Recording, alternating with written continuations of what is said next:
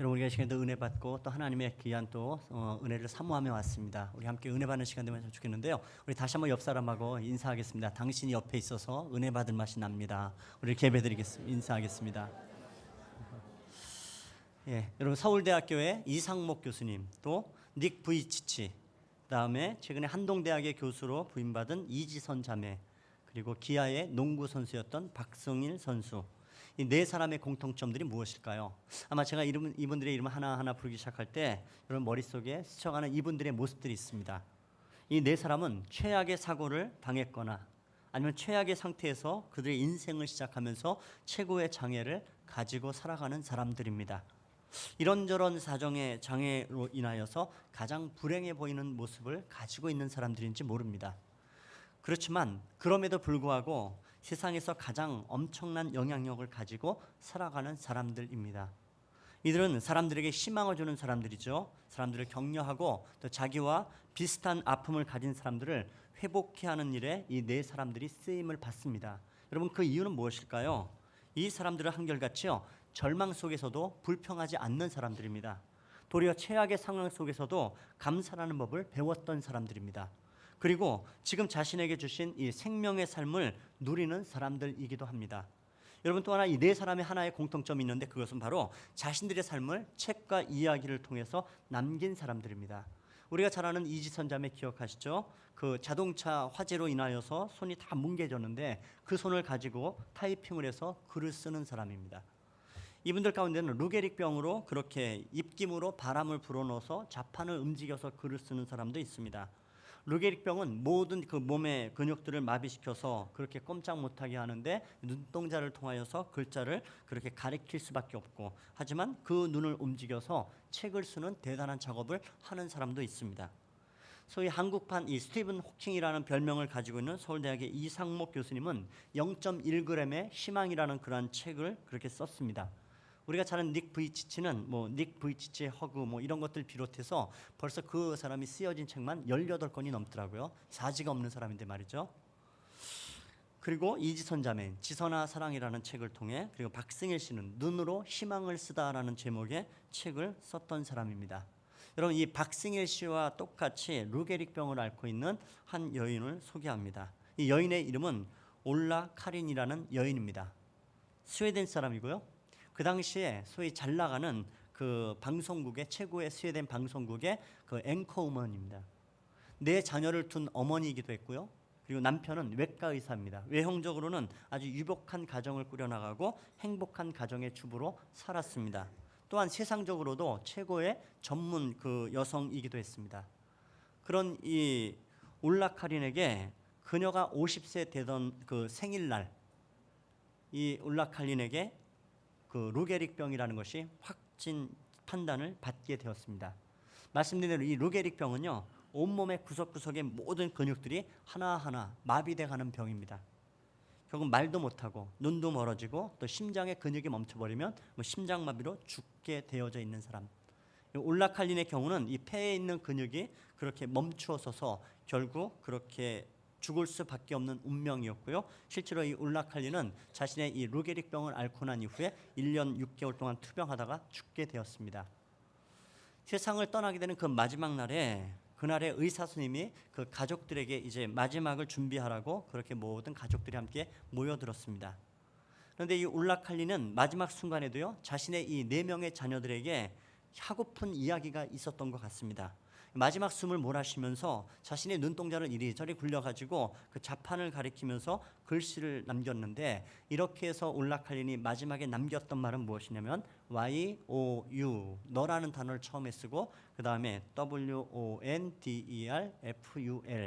원더풀, 그러니까 You Wonderful, 이 단어를 찍어내고 올라 칼린은 숨을 거두었습니다.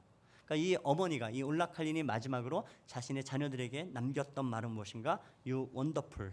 너의 인생은 놀라운 것이다. 너의 인생은 기적이다. 인생은 당연한 것이 아니라 하나님께서 너의 삶 가운데서 누리라고 주신 전적인 특권이다. 이 이야기를 남겼습니다. 여러분, 이 여인은요, 숨을 거두는 마지막 그 순간이 정말 고통스럽고 괴로웠습니다. 원망을 해도 됩니다. 그 순간에는 왜 내게 이런 일이 닥쳤냐고 그렇게 저주하고 불평해도 그 불평과 저주한들 누구도 그렇게 책망할 수 없는 사람입니다. 그런데 그런 이 여인의 마지막 말은 You wonderful. 그렇게 외치고 죽었어요. 여러분 그 이유가 뭘까요? 여러분 부모된 마음의 심정을 가지고 한번 그 얘기를 가만 생각해 보십시오. 지금 자녀들을 마지막으로 대하는 그 순간입니다. 그 마지막 순간에 불평을 남길 수는 없는 것입니다.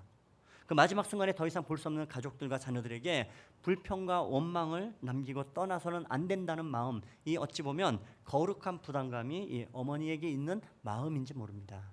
그래서 그 어머니 마지막 축복을 하며 그렇게 이 땅을 떠나가죠. 여러분 우리가 인생을 살다 보면요 참 이렇게 가장 배우기 쉬운 것들이 몇 가지가 있을 것입니다. 어떤 것은요 공부를 하지 않아도 배웁니다. 노력하지 않아도 배웁니다. 가장 빨리 배웁니다. 저절로 배웁니다. 그것이 뭘까요? 그 중에 하나가 바로 오늘 제목에 있는 그대로 불평입니다. 여러분 불평은 그렇죠. 저절로 모든 사람이 그냥 A+ 이렇게 맞는 과목이 바로 불평입니다. 불평을 배우는데 여러분 소질이 필요 없고요. 연구할 필요 없습니다. 불평은요 그냥 다 저절로 선수입니다. 우리 모두 다. 입에 나오는 대로 뱉어대면 여러분 우린 다 불평을 말할 수밖에 없는 사람들이죠. 한 주일학교 선생님이요 자신의 아이들을 불러 모아놓고 이렇게 물었습니다. 얘들아 어떻게 하면 지옥에 갈까? 어떻게 하면 지옥에 갈까? 선생님이 원하던 답은 있습니다. 뭘까요? 예수 안 믿으면 지옥 갑니다. 이 이야기를 아이들에게 듣고 싶었던 거죠. 그런데 한 아이가 손을 들더니 얘기합니다. 선생님 이렇게 하면 지옥 가는 게 맞지요? 어떻게 하면 지옥 가는데 그냥 가만히 있으면 지옥 갑니다. 아이가 얘기합니다. 가만히 있으면 지옥 갑니다. 여러분 이 말은 정말 신학적입니다. 이 말은요 정말 신학적으로 완벽한 대답입니다. 여러분 가만히 있으면 지옥 갑니다. 왜요? 사람은요 가만히 있으면 부정적으로 돌아갑니다. 사람은요 가만히 있으면 불평하고 원망하고 그렇게 정죄하고 판단하는 일에 너무도 익숙합니다. 자동으로 돌아가요. 가만히 있으면 그렇습니다. 여러분 주변의 사람들을 가만 보십시오. 여러분의 말들을 가만 보십시오. 사람들의 말들을 가만 들어보면 80-90% 이상의 사람들이 불평하고 정죄하는 판단의 말들을 너무 많이 하는 것을 우리가 너무 쉽게 봅니다. 여러분 일본에서요 각광받는 산업 중에 한 가지가 뭐냐면 불평을 들어주는 사업이 뜬답니다. 한 예로 그 아사히 신문에 소개하기를요 그 일본에서 이 회사 이름이 이거예요. 남의 말을 잘 들어주는 회사. 이게 그 회사의 상호명입니다. 근데 이 회사는요 10분 동안 약 한 10,000원 정도를 갖다가 내면 남의 말을 들어주는 겁니다. 그러니까 10분 동안 들어주면 10,000원이 그냥 자동으로 입금되는 거죠. 전화 통화를 통해서. 그러니까 이 회사가 이용하는 이 전화는 통화 수수료를 내는데 이 회사를 이용하는 사람들이 점점점 늘어간답니다. 근데 보통 사람들이 전화해서 자신의 불평과 자기의 속마음을 이야기 시작하면 털어놓기 시작하면 보통 평균적으로 70분 내지 80분 동안을 갖다 전화한다고 얘기합니다. 그럼 7, 80분 동안에 얼마 벌어요? 계산이 대충 나오죠. 최고로 오랫동안 불평한 사람의 기록은요 9시간 50분 동안을 상담한 적이 있답니다. 근데 이 회사가 그렇게 잘 된다는 겁니다. 여러분 혹시 뭐 창업할 계획이 있고 기도 중에 있습니까? 이거 고민해 보십시오. 여러분 근데 이 이야기는 일본뿐만 아니고 우리 주변의 삶 가운데요 그렇게 만족하지 못하고 불평 가운데 살아가는 사람들이 늘어있는 거 우린 잘 알죠. 이 문제를 해결하는 사람들이 없으면 돈을 내서라도 내 마음속에 불평과 불만을 쏟아내지 않고서는 견디지 못하는 것이 세상이고 어찌 보면 우리의 모습이고 내 모습입니다. 그래서 여러분 가만히 보십시오. 자꾸 불평하는 사람들을 보면 물론 상황이 나빠서도 그럴 수 있습니다. 그렇게 하기도 합니다. 하지만 여러분 불평은 보십시오. 은근히 이게 습관입니다. 이 사람이 자꾸 불평하고 뭐든지 부정적으로 이야기하며 시작하면 그것은 이미 습관이 되어져 있습니다. 지금 이스라엘 백성들이 그렇죠. 40년 동안 지금 여러분 광야 내내 헤매는 동안에 처음부터 끝까지 모든 것은 불평이었습니다. 문제는 무엇이냐면 여러분 불평이라는 것은요 고스란히 자기 자신에게 되돌아온다는 것이 문제입니다. 하루 종일요 이 손님을 태우지 못한 이 택시 기사가 있었습니다. 손님도 오전 내내 공치고 태우지도 못하고 그렇게 날씨는 덥고 손님이 없으니까 화가 나고 짜증난 상태에서 그렇게 한동안을 오전 내내 그렇게 보내고 난 이후에 한참 만에 오후가 넘어서야 겨우 그날 첫 번째 손님이 그의 택시에 올라탔습니다. 근데 그 올라탄 첫 번째 손님이 누구였냐면 바로 외국인 흑인을 태웠답니다. 그러면 감사해야죠. 오전 내내 공치다 이제 첫 손님 탔으면 감사하고 기쁘게 맞이하면 좋을 텐데 문제는 오전부터 가지고 있는 불편한 마음들이 그 마음속에 여전히 남아있던 겁니다. 그렇게 그 손님을 태우고서요 공항을 향해서 태우고서 가고 있는데 그의 친구에게 전화가 왔습니다. 야, 너 지금 어디냐? 지금 공항 간다. 여기서 딱 끝이면 좋았을 텐데 이 사람이 공항 간다. 그리고 어떤 말을 했냐면 여기 새까만 연탄 하나 태우고 공항 간다. 이렇게 얘기한 겁니다. 물론 오전 내내 공친 것 때문에 엉망이니까 화가 나니까 뭐 연탄 하나 태우고 뭐 공항 간다 이거 그렇게 한켠에 생각해보면 뭐 그렇게 말할 수도 있겠다 싶긴 해요. 그런데 그렇게 해서 마침내 공항에 도착을 했답니다. 미터기를 보니까는 미터기에는 5만 원이 나오는데 이 흑인 손님이요 600원을 던져주더랍니다. 야, 5만 원 나오는데 왜 600원 주냐? 그래 어이가 없어 항의를 했대요. 그랬더니 흑인이요 한국말로 대답을 했답니다. 연탄 한 장 값이라고. 이 흑인이 한국말을 유창하게 잘하고 잘 듣는 줄 아는 사람이었던 거예요. 당신이 나를 연탄 한 장이라고 부르랬으니 연탄 한 장 값 준다라고. 그리고 내리더랍니다. 택시기사도 자기가 한 말이 있으니까 600원 받고 아무 말도 하지 못했노라고. 그런 이야기를 제가 본 적이 있습니다. 여러분 기억하십시오. 불평하면 손해보는 것은 당사자입니다. 이것이 바로 여러분 우리에게 주는 정말 진지한 교훈입니다. 이스라엘 백성들 여러분 말씀드리는 이 출애굽한 이후에 광야를 헤맸던 이스라엘 백성들의 가장 많은 문제가 무엇이었습니까? 가장 많이 어려움을 겪었던 사건들을 보십시오. 주제는 딱 하나입니다. 뭐예요? 불평입니다. 처음부터 그렇게 시작했어요. 출애굽하기 이전부터 모세가 왔을 때 바로에게 우리 이스라엘 백성들 데리고 나가겠다 얘기할 때부터 이것들이 배가 불렀구나. 그래서 오히려 모든 재료도 니들이 구해가지고 더 분량도 더 많이 일하거라라고 얘기하니까 이스라엘 백성들이 하는 불평이 뭡니까? 우리가 언제 자유를 달라고 했느냐? 너 왜 괜히 쓸데없이 하나님 왜 괜히 쓸데없는 일 버리십니까? 이게 불평의 시작이죠. 홍해 앞바다 가면 거기서부터 불평 시작해요. 홍해 바다 건너줘도 또 물 떨어지면 그때부터 입이 또 대빨 나와갖고 또 항상 불평했습니다. 그리고 항상 고통당했죠. 여러분 그랬던 이 이스라엘 백성들 오늘 말씀은요 똑같이 이 항상 불평하던 노상 항상 길에서 불평하던 이스라엘 백성들이요 이 불평의 정점에 이른 사건 중에 하나가 바로 오늘 성경에 나와 있는 것입니다.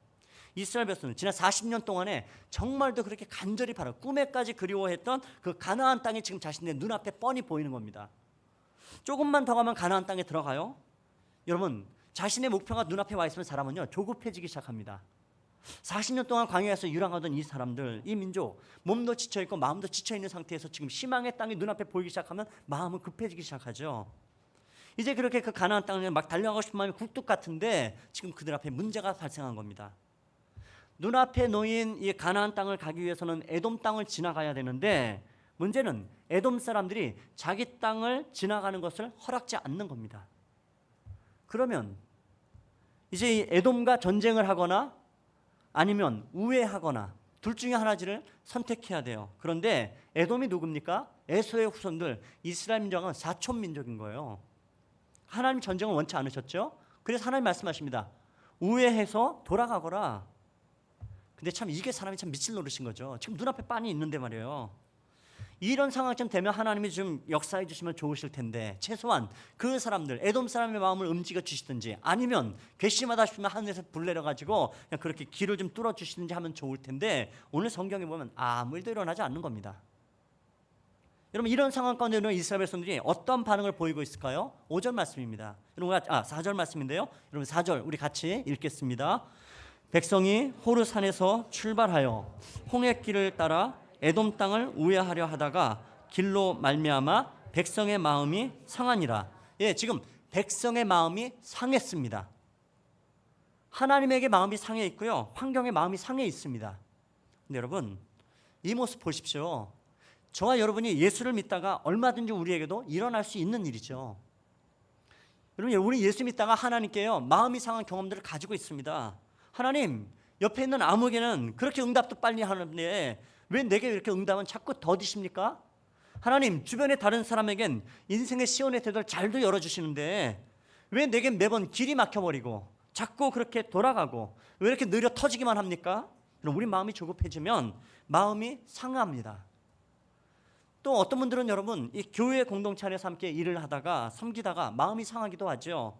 열심히 섬기고 봉사하다가 서로 소위 성질이 이렇게 조금씩만 올라오면 얼마든지 서로 합하다 보면 마음이 상하는 일들을 겪습니다. 또 어떤 경우에는 환경 때문에 마음이 상하는 사람들이 있습니다. 내가 원치 않았는데 질병이 다가오죠. 내가 원치 않았는데 사업이 안 됩니다. 안 풀립니다. 내 인생이 안 돌아갑니다.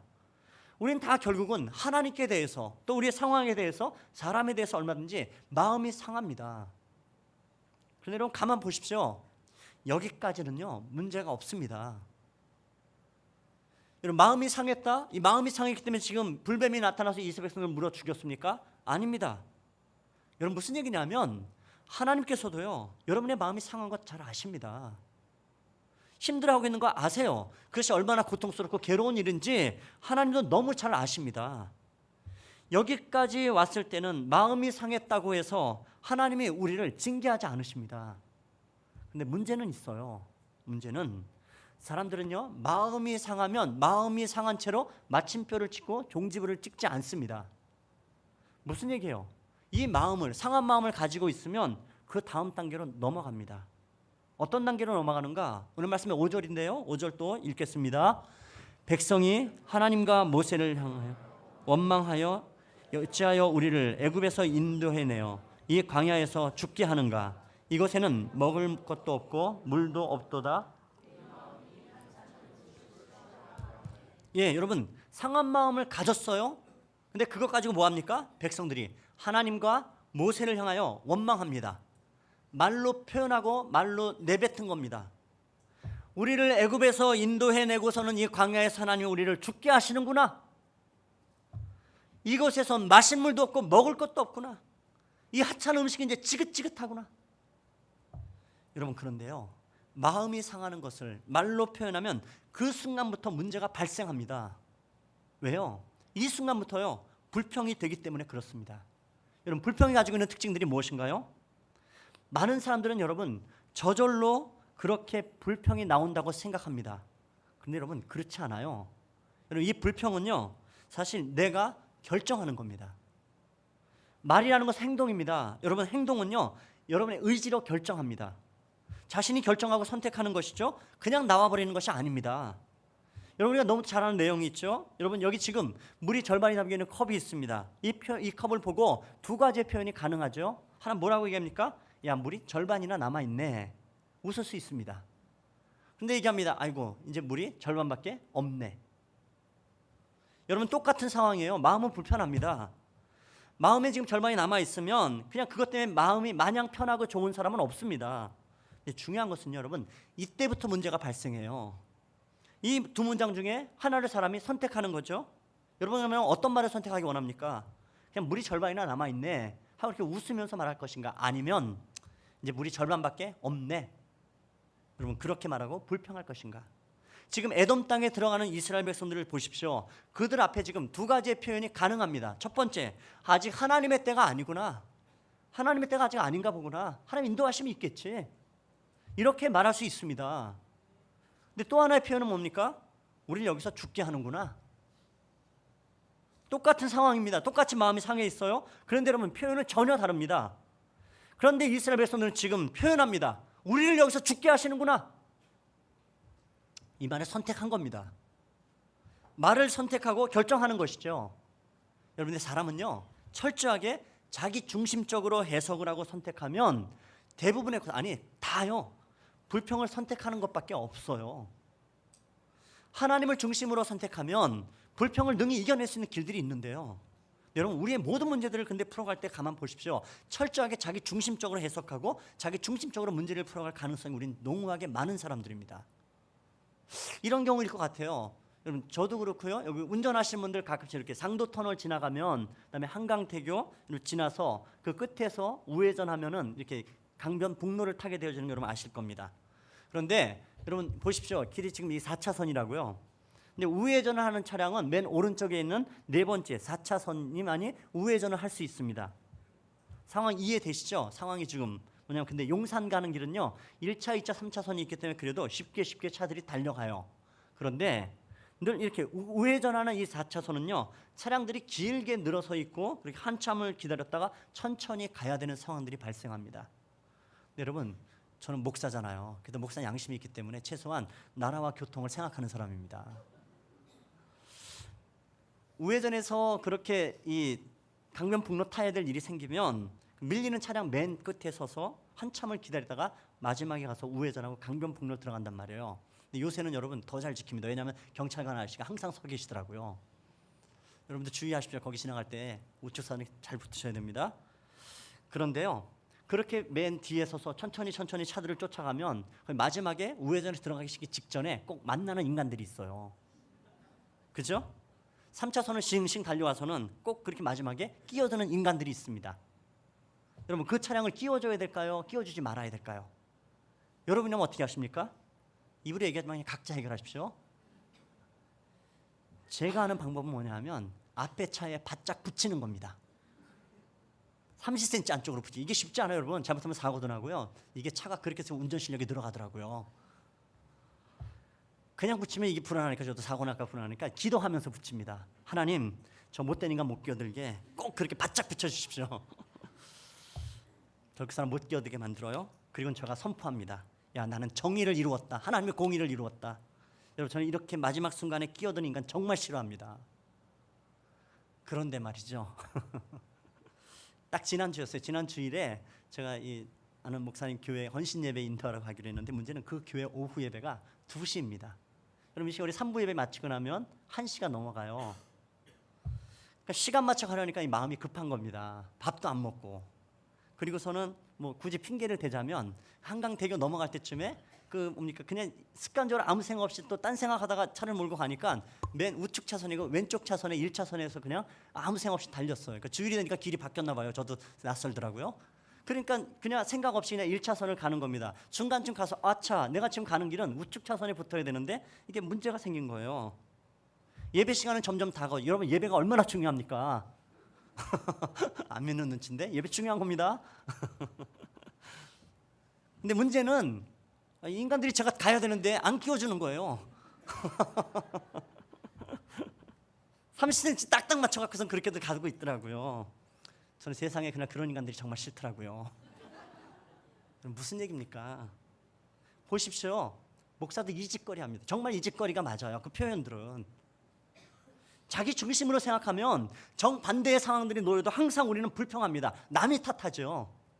자기 중심으로 생각하면 모든 문제를요, 원망하고 싶어하고 불평하고 남이 탓합니다. 그렇게 풀어갈 수밖에 없는 게 우리의 본능이죠. 여러분, 많은 사람들은 말이 나올 때 저절로 내뱉는다고 생각하지만 절대 그렇지 않습니다. 분명히 선택을 하는 겁니다. 상황이 여러분을 지배하게 할 것인가, 아니면 여러분이 상황을 지배할 것인가. 여러분, 무엇 선택하기 원하십니까? 우리 모두 다 정말로 여러분, 상황이 여러분을 지배하게 하는 그런 인생 되지 않냐고, 여러분이 상황을 지배하는 사람 되어야 될 줄 믿습니다. 여러분, 정말 그렇게 살아가는데 상황과 문제가 여러분을 지배하게 나버려 두지 마십시오. 지금 오늘 이스라엘 백성이 갖고 있는 이 불평의 문제가 무엇입니까? 불평은 오늘 가만 보면 모든 문제를요, 불평하기 시작하면 이거는 극단적으로 끌어갑니다. 무슨 얘기냐면 표현이 극단적으로 가요. 불평은 지금 사실은 뭡니까? 단지 우회해서 가라는 거예요. 돌아가라는 겁니다. 귀찮아진 거죠. 근데 그 순간 하는 말을 뭐라고 얘기합니까? 우리를 이 광야에서 죽게 하시는구나. 죽게 할 거면 여기까지 끌고 오지도 않았죠. 극단적으로 하면 우리 여기서 죽게 하는구나. 우리 마실 물도 없고 먹을 것도 없구나. 40년 동안 어떻게 여기까지 끌려왔어요. 하나님 먹이시고 입히시고 여기까지 인도해 오신 겁니다. 그러면 믿으면 되는 거죠. 근데 이게 먹을 것도 없고 마실 것도 없구나. 얘기합니다. 또 이 하찮은 것, 이제 찌긋찌긋해. 이거 먹기 싫다. 하찮은 게 뭡니까? 만나였어요. 이스라엘 백성들이 하나님에게 그렇게 달라고 구해서 온 거, 여지껏 먹고 왔던 거, 하나님의 인도하심을 구하고 확인했던 거 만나. 근데 이제 와서 뭐라고 얘기합니까? 이 하찮은 것, 지긋지긋하다. 이 하찮은 것. 여러분, 불평을 시작하면요, 사람은요 극단까지 가요. 말이 문제는, 여러분, 그 극단에 가는 그 말이 여러분의 인생에 올무가 될 수 있다는 사실을 기억하셔야 됩니다. 여러분, 또 하나 불평이에요. 불평은 영향력이 있다고요. 영향력이 있다는 말이 뭡니까? 전염을 시켜요. 좋은 게 아니고 나쁜 것이요. 하나님이 예뻐하지 않는 것인데요. 여러분, 이 불평이 가장 갖고 있는 큰 위력은 다른 사람에게 똑같이 전염시키는 겁니다.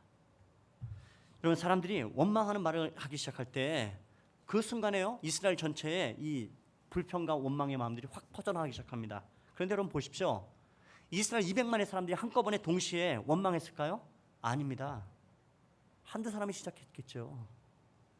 근데 그 한두 사람이 시작했던 그 불평과 불만이 동시에 원망을 시작하는 법이 없이 그렇게 했는데, 그러면 모든 사람에게 퍼져갑니다.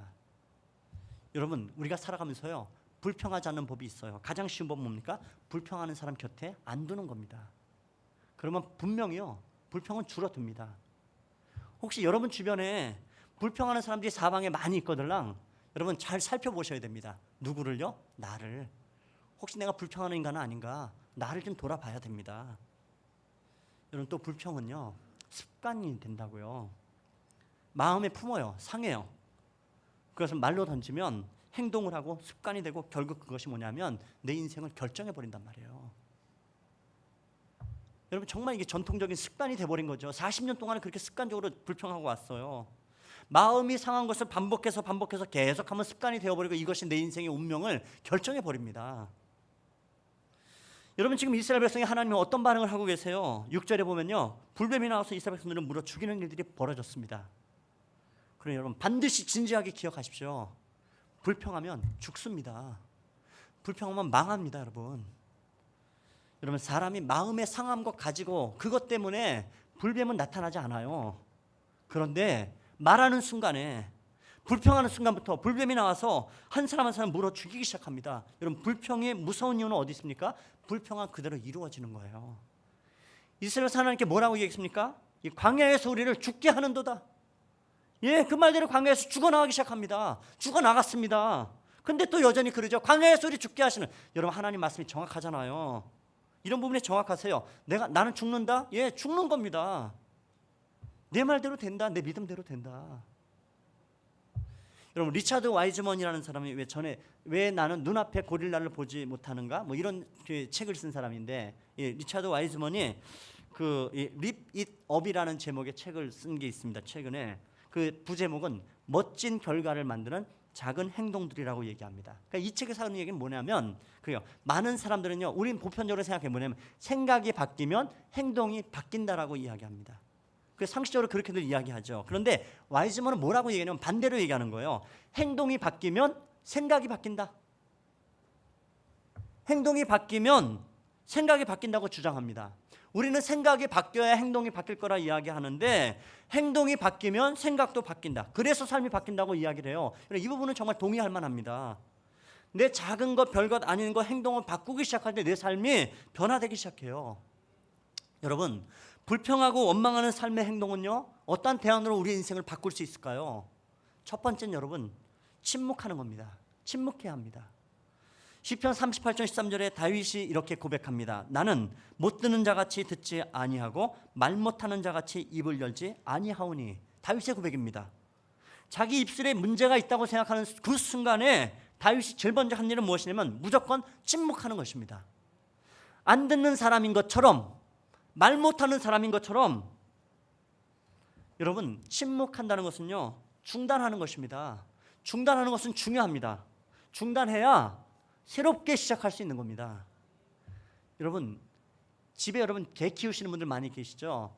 여러분 이 집에서 키우는 개들 보면 굉장히 사람보다 어떻게 똑똑해요. 개들이. 여러분 개들은요 아프면 안 먹습니다. 묘한 것은요 굶으면요 며칠 있다 일어나요. 낫습니다. 우리는 아프면요 아픈데도 먹어요. 체했다고 하고 먹고, 탈났다고 하면서도 여전히 먹습니다. 아프면 여러분 그냥 며칠 굶겨놓으면 그냥 나요. 굶는다는 게 뭡니까? 중단하는 겁니다. 침묵한다는 게 뭡니까? 중단하는 겁니다. 멈추는 겁니다. 어떤 것이 공급해서는 안 되면 중단하고 기다리는 겁니다. 여러분 다윗은 시편 39편 9절에 이렇게 얘기해요. 같이 읽어볼까요? 같이 읽읍시다. 내가 잠잠하고 입을 열지 아니하면 주께서 이를 행하신 까닭이니이다. 예, 여러분 하나님이 행하신 일에 대해서 침묵하고 받아들이는 거예요. 침묵이라는 게 뭡니까? 침묵은요 받아들이는 겁니다. 뭘요? 하나님을, 말씀을 통해 하나님을 받아들이는 겁니다. 내가 떠들지 아니하고 들어야 합니다. 침묵한다는 것은요 중지하고 중단하고 듣는 것입니다. 침묵의 시간, 여러분 우리로 하여금 듣게 만드는 힘들이 있어요. 지금 여러분 이스라엘에서 큰일 났죠. 가나안 땅은 눈앞에 있는데 불뱀에 물려서 죽게 되었습니다. 죽어갑니다. 그래서 그들이요 모세에게 기도를 부탁하죠. 하나님께 대신 기도해달라고. 이때 여러분 하나님의 모세에게, 기도하는 모세를 통해서 처방을 내리십니다. 높은 장대를 들어라. 그리고 장대 끝에는 놋으로 구리로 뱀을 만들어서 그것을 매달아라. 그리고 모든 사람들이 그것을 보는 자는 살아날 것이다 말씀합니다. 불뱀에 물려 죽었어요. 백성들이 회개합니다. 여러분, 그러면 하나님께서 너희가 정말 반성하고 회개했구나. 그럼 내가 너희를 낫게 해줄게. 너희 용서하마. 이렇게 말로 해도 돼요. 말이 더 훨씬 쉽죠. 그런데 하나님은 굳이 특별한 방법을 지금 쓰고 계십니다. 장대를 만들어서 불뱀을 그렇게 상징하는 형식을 띤 구리뱀을 달아놓고 이것을 보라 얘기합니다. 여러분, 40년 내내 해왔던 것, 불평과 늘 원망 속에 죽어가던 이 백성들, 지금 이 순간에도 왜 이런 일들이 벌어졌는가? 이스라엘 백성이 장대를 파요. 그 속에 장대에 무엇이 달려있습니까? 불뱀이 달려있단 말이에요. 우리가 죽게 된 거 불뱀에 물려 죽은 것이지, 불뱀이 왜 나타났지? 불평 때문에 그랬지. 이거 잊지 말라는 겁니다. 여러분, 불평은요, 우리를 죄로 던져넣어요. 죄의 인생은 여러분 극단까지 가서 죽고 망해버립니다. 하나님 말씀이 우리에게 이 말씀을 불평이 절정에 이르는 가나안 땅에 들어가기 직전에 지금 이 사건을 통해서 지금 우리에게 말씀을, 너희가 잊지 말아라. 이 사건 반복하지 말아라. 힘들고 어려울 때마다 불평할 때마다 장대 높인 곳에 불뱀을 쳐다보라고 말씀하세요. 여러분, 이 사건을 가지고 예수님이 요한복음 3장에 오면 니고데모를 만나서 대화하시는 중에 말씀하시죠. 이 사건을 언급하면서 구약에는 높은 장대의 높은 곳에 불뱀을, 그렇게 높뱀을 달았는데 신약에는 그 장대 높은 곳에 십자가 위에 하나님의 아들 예수님을 그 장대 높은 곳에 십자가에 달렸음을 말씀하고 있습니다. 왜요? 우리에게 말씀하는 겁니다. 우리의 불평이, 우리의 원망이 모든 것들을 죽음 가운데 몰아갈 것이다. 그런데 그때 불평이 나오는가? 너 인생 가운데 그 장대 높은 곳에 달려있는 예수를 바라봐라. 세상에서 가장 억울하신 분이 억울하다 하지 아니하시고, 세상에서 가장 원망과 불평을 그렇게 쏟아내실 분이 억울하다 아니하시고, 불평과 원망 쏟아내지 아니하고 묵묵히 십자가의 길을 가셨고 묵묵히 십자가에 달려 죽으셨으니, 여러분, 이사야는 이사야 53장에 뭐라고 하니까, 그가 곤욕을 당하며 괴로울 때에도 그의 입을 열지 아니하였으며 마치 도상에 끌려가는 어린 양과 털 깎는 자 앞에 잠잠한 양같이 그의 입을 열지 아니하였도다. 여러분, 우리 인생에 여러분 상한 마음이 찾아옵니다. 여러분, 그때 우리 인생에 여러분 불평과 원망이 생기거든. 그때 여러분 억울한 일이 생기거든. 그때 입 열고 이야기하는 인생 되지 말고 묵묵히 침묵하십시오. 예수 십자가 바라보고 침묵하고 기다리라는 겁니다. 주님 바라보라는 겁니다. 여러분, 두 번째, 침묵한다면 기도하는 사람 되라 말씀합니다. 야고보서 5장 13절은 얘기하죠. 너희 중에 고난당하는 자가 있느냐? 그는 기도할 것이요. 그가 즐거워하는 자가 있느냐? 그는 찬송할지라. 여러분, 기도가 많은 사람 중에는요, 말 많은 사람이 없어요. 반대로 말 많은 사람의 특징은 뭡니까? 기도하지 않는 사람입니다. 기도하는 사람 중에 여러분 떠드는 사람이 없어요. 기도 안 하니까 떠들어대기 시작하는 거죠. 여러분, 기도가 깊어지면요 떠들지 않습니다. 여러분, 어떤 소리가 여러분에게 듣기 좋나요? 저 집사님 기도하는 집사님이야. 이 소리가 듣나요? 아니면 저 집사님 말 많은 집사님이야. 여러분, 교회에서 말 많은 집사님의 이 소리 듣는 건 욕하는 거예요. 교회에서 앞에서 된 건 욕 못한다고요. 교회에서 하는 최고의 욕은요, 말 많은 집사라는 욕이에요. 여러분, 그건 예쁘지 않죠. 여러분, 귀에도 거슬리지 않으세요? 저 집사님 기도하는 사람이야. 최고의 칭찬이죠.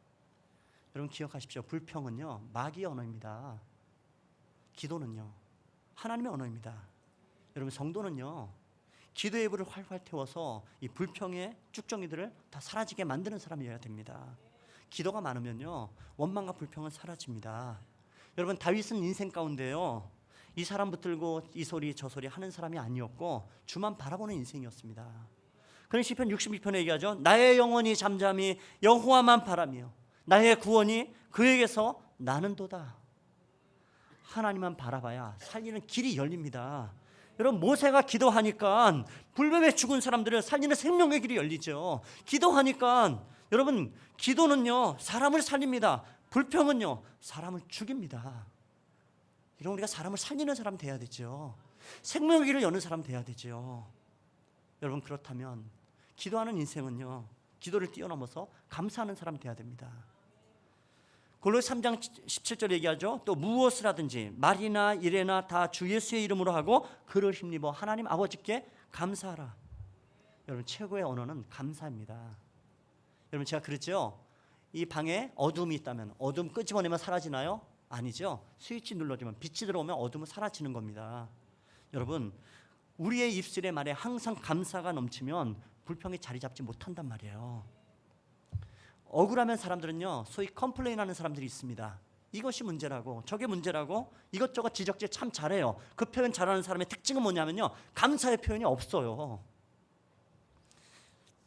여러분 방송할 때 이렇게 연예인들이 가끔씩 나오면 이렇게 그 감사합니다 소리 하는 사람들 보죠. 그럼 여러분 우리가 느끼는 게 있잖아요. 아, 저 사람 크리스찬이구나, 예수 믿는 사람이구나. 왜 여러분 기독교 문화권에서만 감사가 있어요. 성경에만 감사가 있다고요. 세상은 뭐라 얘기합니까? 세상은 얘기합니다. 원망하거라, 불평하거라, 트집 잡아내라. 그래야 너 얻는 게 있을 거다. 뭐가 생길 거다. 여러분 근데 이거는요 세상의 언어입니다. 이게 서로 이전 투구하라는 거예요. 성경은 그렇게 말씀하지 않습니다. 감사해라, 찬송해라. 여러분 성도의 언어는 두 가지면 될 것 같아요. 감사합니다 소리 할 줄 알면 되고 미안합니다 죄송합니다 소리 하면 될 것 같아요. 여러분 우리가 살아갈 때요 두 단어면 살아갑니다. 감사합니다 소리 할 줄 알고 미안합니다 소리 할 줄 알면 성도는 살아가요. 여러분 여러분 입술 가운데 뭘 달기 원하십니까? 여러분 보십시오. 결국 악한 마귀가 우리를 뭐 대단한 시험으로 우리를 넘어뜨립니까? 아니에요. 간단합니다. 입술을 무너뜨리면 돼요. 여러분 야고보서는 입술의 능력을 불사른다고 표현하잖아요. 원망과 불평을 던지면 영혼을요 불살라 태워 죽여버립니다. 여러분 그런데요 이 입술로 감사하는 순간에는요 영혼이 살아나는 줄로 믿습니다. 여러분 우리는요 죽이기 위해 살아가는 인생들이 아니잖아요. 그렇죠 여러분? 우리는 살리는 사람들 돼야 됩니다. 여러분의 모든 마음 가운데 상한 마음 있을 때 십자가 밑에 머물고 침묵하는 사람 되십시오. 중단하십시오 불평하는 거. 그리고 기도하십시오. 모세가 기도할 때 생명의 길이 열리듯이 여러분이 기도할 때 반드시 생명의 길이 열릴 줄로 믿습니다. 그리고 감사하십시오. 그러면 족합니다. 여러분 거기에 우리의 생명의 길이 열리는 줄 믿습니다. 우리 상원의 공동체 안에 여러분 우리에게 생명과 은혜의 길이 열리는 것은 서로 감사하고 격려해주고 함께 기도해주면 우리 안에 귀한 은혜의 풍성함들을 맛볼 줄로 믿습니다. 여러분 이 은혜 가운데 살아가는 우리 모두 되시기를 높으신 주님의 이름으로 축복합니다. 우리 같이 기도하겠습니다.